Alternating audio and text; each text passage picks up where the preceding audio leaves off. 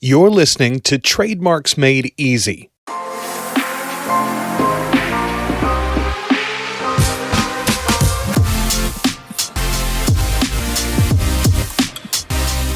Trademarks Made Easy is the podcast focused on helping brand owners in the e-commerce space. With your host, Susie Hickson, the private label lawyer. But don't worry, you won't find too much legalese here.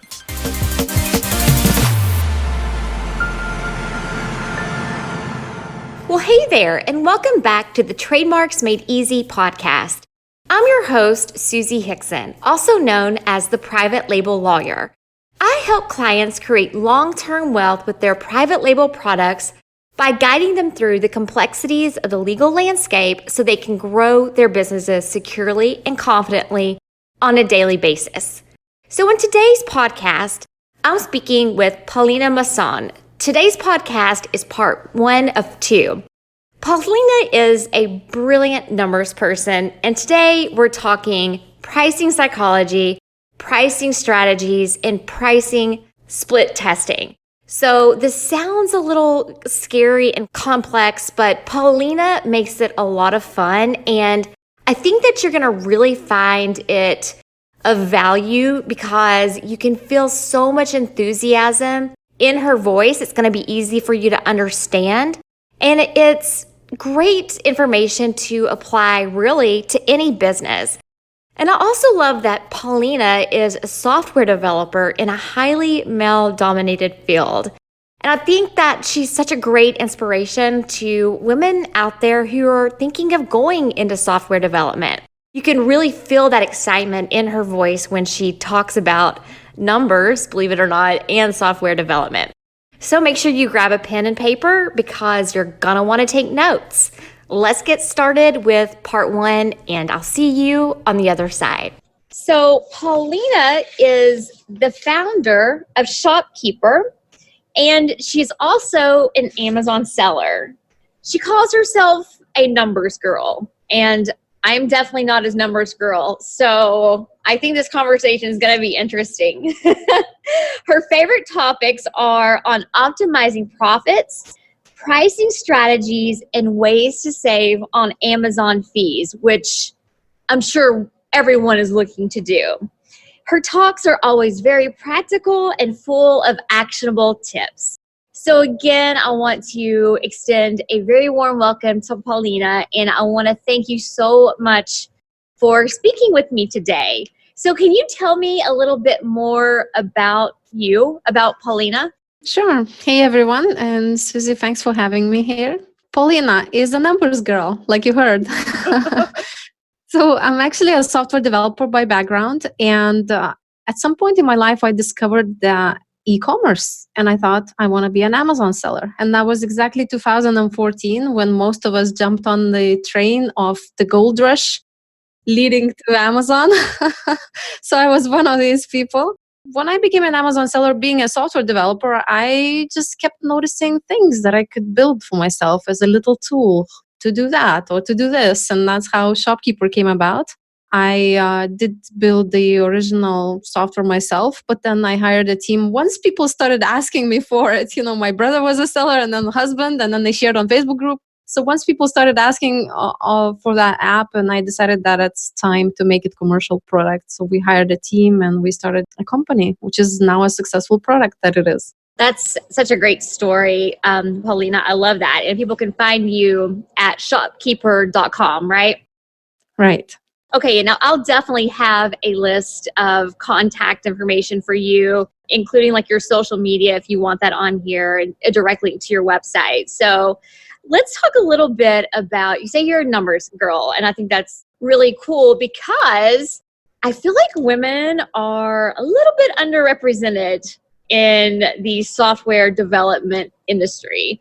So I think it's really cool that I just feel like you set such a great example for other women and younger women who are, coming out of school and they're looking at science, tech, engineering, and math, STEM industries here in the US. So let me ask you, how did you get into software? I don't know. I've been always a computer person. It's just something that happens naturally, I guess.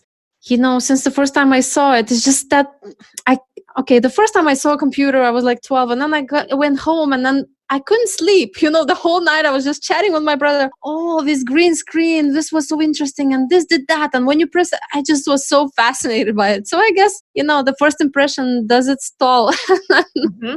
And it's true, there are not so many girl software developers. When I was at university, there was only 2 of us in a 200 people class. So it's totally not so many. But I think these days, when people grow up with phones and devices, from since 2 years old, they look at a device. I think probably there will be many more software developers because of that. It's just easier to fall in love with a computer, and the magic of software development is not in the numbers. It's not in that scary world of dark screen and typing something. It's actually that you take the blank page, whatever color it is, the black or white, you write something and then you build it from scratch. It's sort of like an architect, but digital one. You build magic. Whatever you invent, it's there, and I just totally love it. You can create amazing things, and you are the one who's inventing it. And that control over something is just so amazing. I just can't even describe it. You just get lost for hours and hours and hours, and you can just completely lose yourself in it. I love that because I can feel your enthusiasm all the way across the pond. And I think that's amazing. And I feel like you're just such an inspiration to young girls who are interested in this field. We'll get into pricing psychology in a little bit, but if there's any piece of advice you could give to women out there who are interested in getting into software development, what is your biggest piece of advice? Probably, I guess it's hard to say what the world looks like these days. I did graduate 10 years ago, right? So it's a little bit different world out there right now with TikTok and all of these different changes. Yeah, so fast. Everything changes. Yeah, the biggest change is probably that people, I'll tell you what it is. The biggest difference when I'm looking at TikTok and the people who are sharing online and how they're sharing, it's so different from my generation, which is Facebook generation. After me, there was Instagram generation, and there's, Snapchat, and then there's TikTok. And now I actually got obsessed by TikTok recently because I went on there and everyone is with their phone. They are not, us girls, my age girls, we only put on Facebook the most pretty pictures of us, the best looking ones. Now on TikTok, you just woke up with your hairband and the messy room behind you and you say, hey guys, I just woke up. It's just, there is no secrets. You show yourself. And it's surprising how amazing, how interesting is to watch that, So for those girls, I guess, who are right now living that world, when they're not shy to show who they are, the real world is out there, and the first thing you could do is just learn, inform yourself on what there is about business and where do you want to be, and about software development. Follow other software developers that are women. There are so many methods now to follow someone, and because everyone is sharing so openly there, since the morning till the evening, they're sharing what they're doing. Just inform yourself and try to experience it without having to actually go and get a software development job or even start studying it.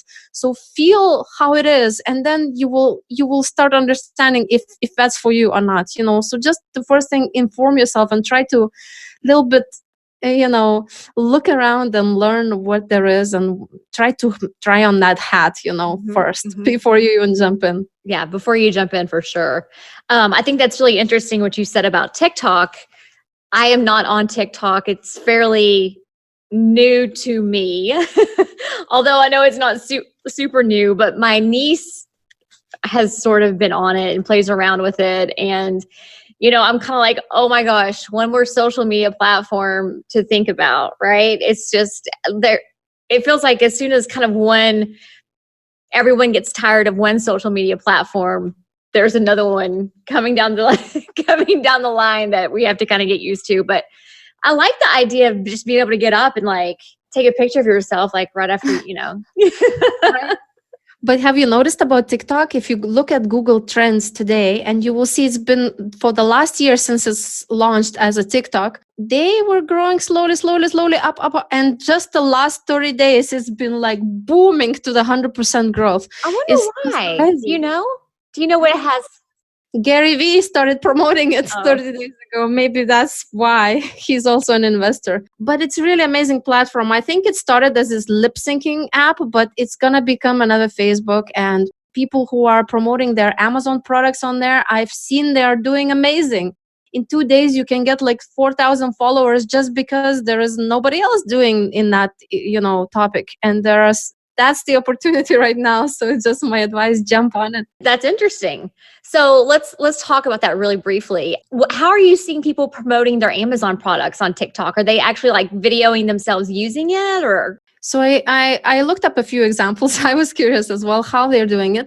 So there's this one man selling wood products that he handmade. I think he hand makes them, or maybe just finished them up. So just the videos on TikTok, you can have either 15-second or 60-second long video. So he basically just, makes a video of how he polishes it or oils the board, and there's like 10,000 likes for that one, And then the next is something else, and there's, and that's it. And he sells the products. Another guy is selling, all he does is he has 428,000 followers. Oh and gosh. And ice cream, he shows with his big muscles how he makes ice cream, But actually he sells the little decorations, accessories for the ice cream on Amazon.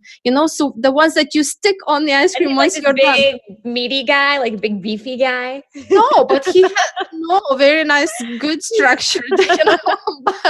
But there are muscles, and when he makes, the handmade ice cream, that's what he's making. And all of his videos are just from different angles, different chocolate flavors, and different accessories. So it's amazing.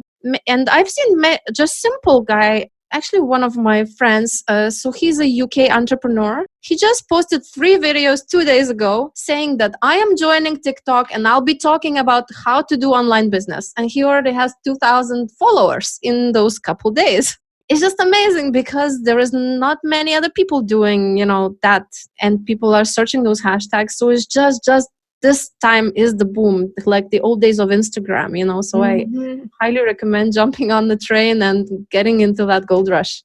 Jump on there. Yeah, take advantage of it. I mean, heck, after we get off here, I just might go I swore the other day, I was with my niece and I was like, I am not getting involved in another social media platform because she was doing a video of me, and it was kind of funny because she was telling me, she was directing me, right? Like she would say, okay, now do this. And then she like added music to it. Yes. And after I watched it, it was actually really, really funny. Like I look like a big nerd, and that's what made it just so funny. And I was like, okay, that's hilarious. I don't care if people see this. This is so funny. And she did whatever she was doing to it. And then like a few minutes later, she's like, oh, there's like 40 people that have seen it already. And I was like, am I going to go viral? It's possible. Actually, that's how they started. Yeah, they started as lip syncing app because it was Musical.ly, right? But that now has the potential to become another platform like Facebook or Snapchat with more general content. So not only the lip syncing. If you search the hashtags business, online marketing, social media marketing, all these things, you will see a lot of good content that is just from, people talking. They're not singing, they're not lip syncing. It's just they're talking, and it's very nice how you can edit your video later. You can title it what you're talking about. You can edit yourself very easily with the phone. So while you on your way to work, you just say, okay, so today my agenda is this, and I'm hoping this is going to work out with this seller or that, something like that. Mm-hmm. And people just follow you. So it's just a big opportunity right now. You should I'm going to get off this interview and I'm going to go get TikTok, and I'm going to go follow my niece. I'm going to stalk her, right? I've got to keep an eye on her. She's a teenager. And then I'm going to follow you. So you're going to be like my first 2 people that I'm going to follow. So sounds good. Let's do that.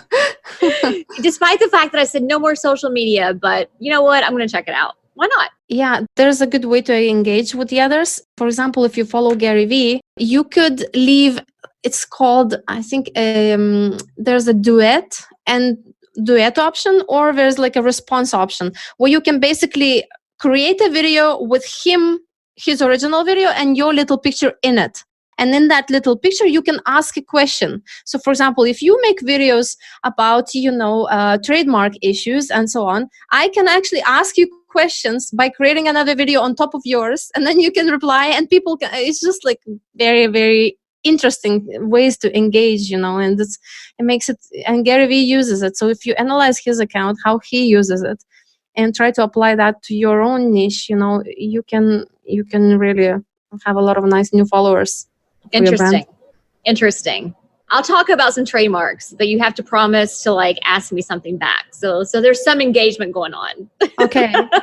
But trust me, it's not only kids there. It's not only kids. It's not only teenagers. Okay. No, it's a lot of adults. Yeah. Awesome. So we've talked about social media. So let's talk. I wanted to ask you, you said that you're a numbers person. And so I would love to talk with you a little bit about pricing psychology. I've read little bits and pieces about pricing psychology in the past when I've been pricing my own services. So let's talk a little bit about pricing psychology and why this intrigues you in particular. Should we be using 99-cent endings or endings with no cents in our listings and things like that? So yeah, give us a few tips, Paulina. All right. Yeah, it's my favorite topic. So, the way I got into it, because I've been an online entrepreneur for about 10 years since I graduated. And if you're an internet marketer, you'll probably notice that many of internet marketers are using sevens at the end, right? Mm-hmm. And if you go to Walmart and so on, you'll see 95 at the end. And many retail stores are using 99 at the end. So it seems like they're using 5, 7s, and 9s a lot. Right. And actually, you may think, okay, so what's the psychology behind this? Why would you? And the answer is very simple. Well, $29.99 comparing to 30, round number. Well, first one 20-something, second is 30-something. So the answer is pretty basic, right? But actually, what happens psychologically to us from seeing the prices 99 everywhere, because we are so used to seeing that, we automatically assume that 99 ending means some sort of a bargain. A bargain often means something lower quality, right? If it's cheap, that is lower quality. So that's the thing where you can monetize on. If you're an Amazon seller and if you are selling luxury items or you want to target those luxury buyers, it's advisable that you use 00 at the end instead of making it 97, 95, or 99. So that will give that effect of, oh, wow, something's different. So must be not cheap. So must be good then, right? So it just happens in milliseconds. But actually, if you want to give this luxury feel, take the same silk sheets and price it $29.99 or 30 round. Well, 30 round will give that more luxury impression. It's just hard to even explain why it is, but because of that 99 ending. And now the ones that I mentioned, 5, 7, and 9, are actually charm numbers. These are the most commonly used endings. And again, because of that, we became conditioned to believe that those digits mean better bargain. So now when you have your prices, and I tested that, for example, I had this dress, and I'm selling dresses on Amazon. I had this dress for $34. And I read a study online that they had something for $34, and they switched it to $39, and it sold better, actually. So I tested it, and I didn't have competitors who were competing with me for the price very closely, so I could make the jump of $5. And actually it did sell better at $39. And I don't know, just maybe it was not enough statistical significance, but I kept it at $39 and I keep selling it to this day. So the trick there is the way they explained it in the research article is that if you use a 9 in it instead of the 4, right? Not 34, but 39, because 9 seems like a better deal when we are quickly skimming, because we are skimming everything, right? Millisecond you spend, 34 sounds like a bigger number somehow, right? Because the 4 is not such a common bargain charm digit. So I recommend to switch up all of your prices that you have right now. If you have any endings in 4, 6, or 8, to switch them up to 5, 7s, and 9s if you want to imply that it's cheaper than your competitor or that it is actually a bargain item. So it's a very nice trick to do, just to switch up the digits in your prices. And if you cannot jump the $5 difference like I did from 34 to 39, just jump to 37, just closely to 35 if you can, just a little bit. So you'll make more profit and the customer will feel like getting a better deal as well. So it's interesting how you can use that. It's interesting, and I think you hit the nail on the head that it is that we are conditioned to think that 99 cents is like a bargain price. So, and like you said, everything happens in just a millisecond. It's the same thing with branding and trademarks. Sometimes we don't even really realize how these things are impacting us every single day as a consumer, but people like and you know what I mean, like how to manipulate it and kind of massage it on the back end so that you increase sales. And that's such a great story. I love this because you didn't drop your price. You raised your price by $5. That's right. That's pretty cool. So how did you kind of like discover pricing psychology? Did you just kind of fall into it, or were you just sort of intrigued, or did you come across someone else doing it? So I do a lot of optimizations in terms of prices and costs, just because I run Shopkeeper, right, which is profit calculator. So very often I have customers coming to me and asking, where can I tweak something that I could make more profit? So it's always about making more profit. And that's how it started. How can I play with the price carefully, that I would not lose my rankings, but still make more money. So from that, I started investigating and looking up the research that's been done, in other fields. It's interesting that for Amazon sellers and in general for e-commerce, it's completely different rules than when, let's say, you would present your prices on your website for your services. For example, when I would talk to you, I would rather recommend not using the 99 at the end and just completely make it as simple as possible. If you have some sort of pricing structure, make it so quickly consumable that it's just easy to understand and comprehend the price very quickly.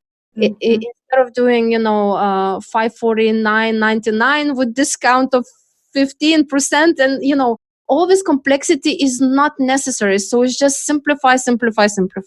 And plus, people, when they're buying online services, they're so used to seeing 7s at the end. I don't know if you noticed, many internet marketers are using 7s when they're selling courses. Like there's a 7 at the end, mm-hmm. $9.97 or $6.97. Yeah. It's a good idea to probably follow the same trend, just because psychologically, when we see something that we see a lot, then it's easier to understand it quickly. If it's unusual to our eye, it makes it like you have to stop and think about it. And sometimes we're not ready for that, pain. Mm-hmm. So we just move on. For example, I went to this restaurant, and usually like Starbucks, you go, there's $3.50, there's $1, there's $5.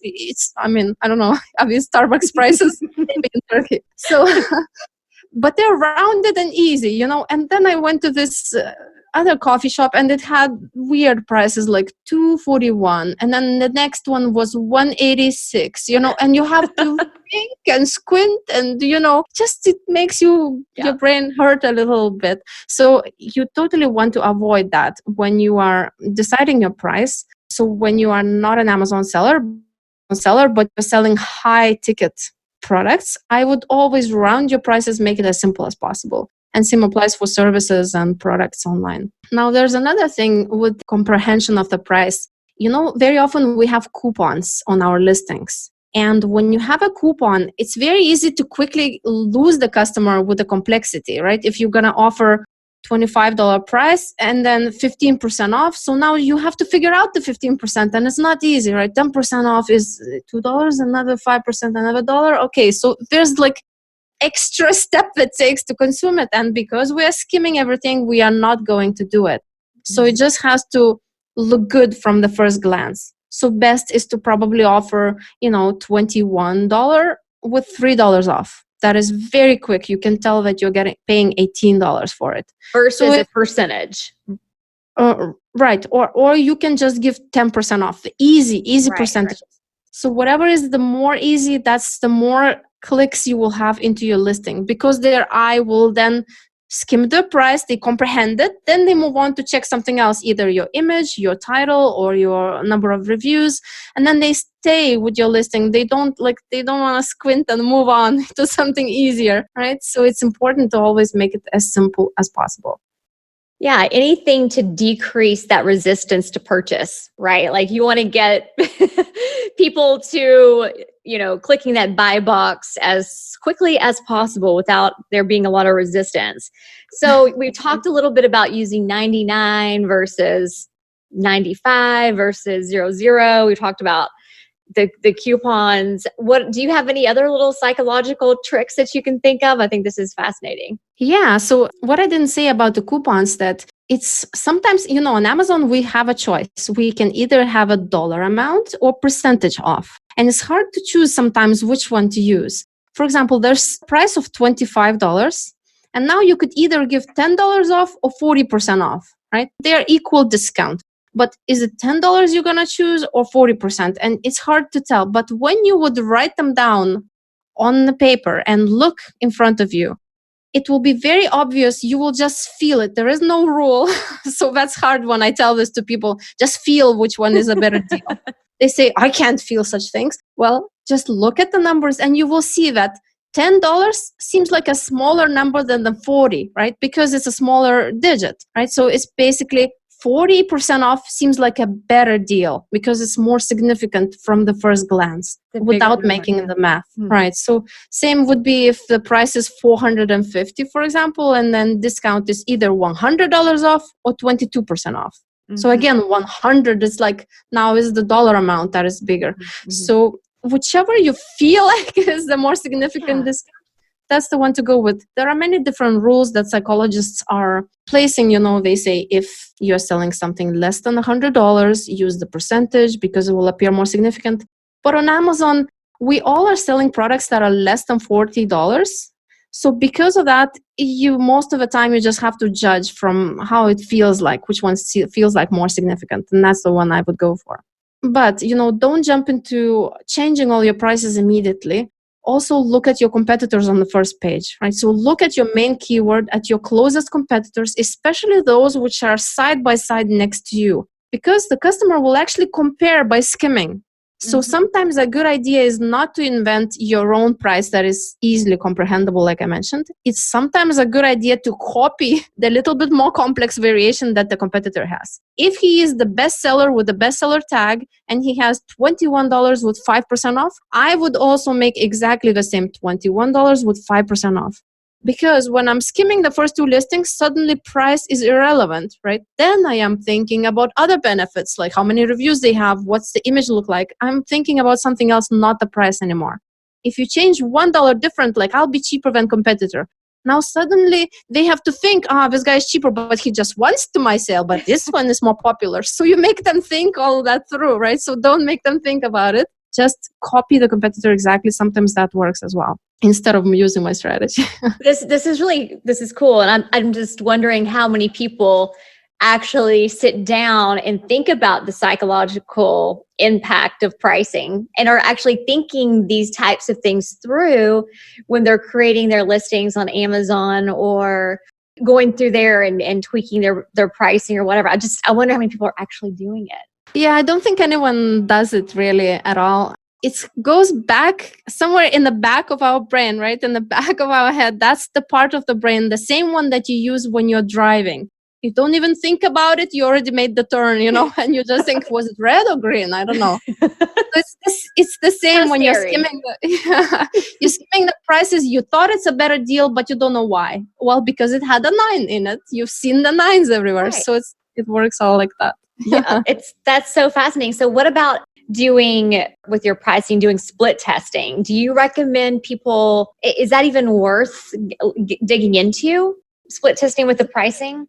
Yeah, it's a very good question actually with the split testing. I am actually against split testing. And there are many apps that build their business around the split testing, right? There's, Splitly and Cash Cow Pro, and there's a few others that do just that, right? And In general, the thing is with split testing, you have to have statistical significance to make the test even worth it. What do I mean by that? If you have just 5 sales a week, you can't really decide, that this price worked. There could be 100 of other things that happened, around it. And also it's really hard to come up with a clean test. For example, PPC goes supply and demand curve, right? So you have to kind of turn off the PPC so it wouldn't influence your sales. And then competitor may change something, season may come. So all of these different things can happen. But I still did run split testing on my account. And the way I did it is this. There's this tool online, any tool that you can Google, which will say statistical significance calculator. But the one I use is abtestguide.com. So you just go there and you would go first to your Seller Central. From your business reports, you would check how many sessions you normally get a week to your listing. So for example, how many people click into your listing. So the session percentage, so-called on Amazon. Let's say 600 people click into your listing every week, right? And that's the number you put into that calculator. You say, I'm getting a week 600, and then you give them the conversion rate on the listing. So if yours is 15%, you put the 15%, and then they will ask you, okay, what's the one that you want to have? You'll put 18% I want to have. Don't ask for a huge jump from 15 to 20 because then the test will take forever. And the point of calculator is to tell you how long you need to run your test in weeks. So you have enough statistical significance to decide that is actually what it is, right? So, and then when you put in all that data, it will tell you 4.5 weeks. So now you know that on this product, you have to run one price for 4.5 weeks and another price for 4.5 weeks. But that usually is a bad way to do it because a stretch of 4 weeks usually is in some season and then it changes. Many things change over that long of a time. Yeah. So it's better do 1 week of one price, 1 week of another price, and then skip the season, whatever the high season is. Cinco de Mayo came, switch that up. And then again, 1 week of that, 1 week of that. So just keep testing until you fill up those 4 weeks, and then you will get closer to the truth.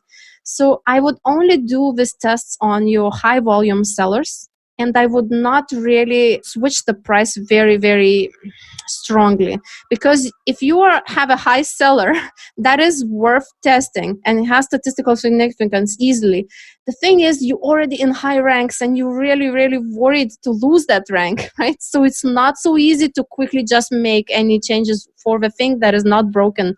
Don't fix it, right? Don't fix it if it's not already broken. Because of that, I am pretty against split testing in general, but it's still possible. What I say, do it carefully, but watch it. Don't just leave it, put on splitly this test and come back in 8 weeks. Don't do that. Come every few days and check if your ranking is dropping. If you see suddenly number of sessions decrease, just switch off the test. Don't risk your listing like that, because once you are down to page 10, it's very hard to come back from there, so It's risky and it's hard to make and it's really unreliable. So I would say split testing is probably, you'll have to go with other strategies than split testing. And I guess I could talk about my strategies that I use instead, if you like. Yeah.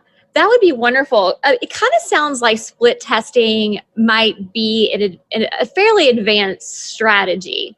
It is, yes, definitely. There are so many variables and you have to have so much experience with that. And it's very hard to have a good test.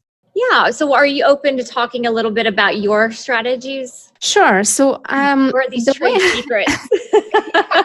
Well, no, I guess not. I can share. So the way most of us, no pressure, the way I used to decide the price, and probably many of my friends and many of the listeners do decide the price like that.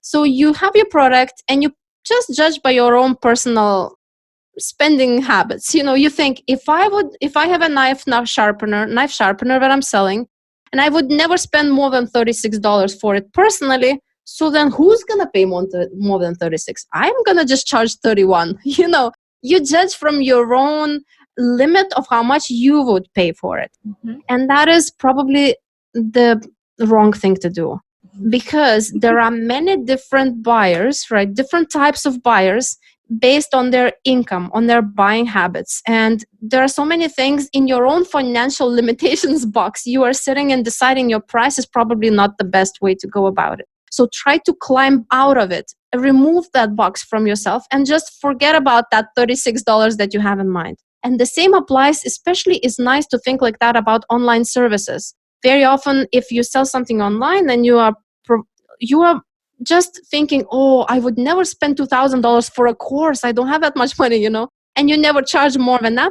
is the bad way to think about it. So try to climb out of it. Now, how to climb out? That's really hard. It is hard, yes. But the way to climb out of it is to think about all the possible range of different incomes and different buyer habits. Like, who are they? Who are potential buyers that could buy your product? On Amazon, I could tell you there is one research done, and I forgot the name, Twits and Tights, something like that. That's the name of the scientific study that was done. They calculated what percentages of different types of buyers exist for e-commerce. So they said that there are 24% of bargain hunters and only 15% of luxury buyers. So there are just very few luxury buyers for e-commerce products. And the rest, 61%, is sort of the average spender, which is not so affected by the price. They're just looking for good deal and good product. So the first one is really like, so to say, Scrooges, right? They are really looking for the cheapest. And my brother is like that. So he really has all the plugins on his Chrome browser and checks the cheapest of the cheapest. He's going to get the best one. Spend hours to try to save $2. Yes, exactly. I've seen these people. But, actually very often those people are the richest kind, So true.